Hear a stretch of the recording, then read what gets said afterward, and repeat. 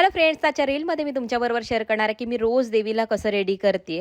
तर रीलला एंडपर्यंत नक्की पहा. सगळ्यात आधी रात्री 1 वाजता मी स्वतः तयार होते, कारण की आम्हाला 1:30 वाजता मंदिरात पोचायचं असतं. 1:30 वाजता आम्ही मंदिरात पोचतो. मंदिरात पोचल्यानंतर आम्ही देवीची साडी प्रिपेअर करायला घेतो. माझ्याबरोबर काकी असतात. काकी आणि मी आम्ही दोघे साडी प्रिपेअर करून घेतो.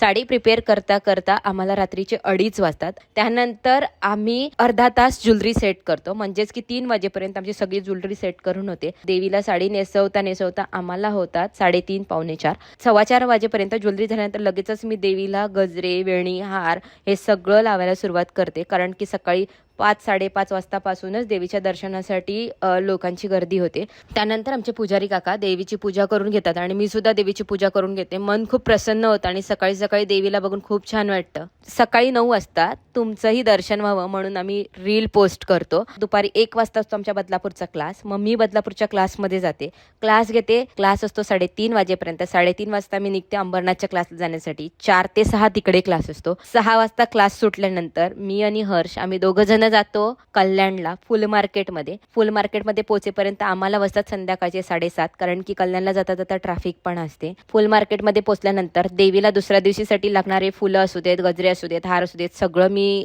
तिथून घेते. घरी येईपर्यंत वाजतात रात्रीचे 10:30 किंवा 11 आणि लगेचच रात्री पुन्हा 1 वाजता मी देवळात जाण्याची तयारी करते. आणि खूप छान वाटतंय मला की एवढं सगळं आपण करतोय आणि हे तुमच्यापर्यंत पोहोचवावं, हा एक छोटासा प्रयत्न होता. तर तुम्हाला कसं वाटलं मला तर तुम्ही नक्कीच सांगा, आणि तुम्हाला हे आवडतं का हे पण मला नक्की सांगा.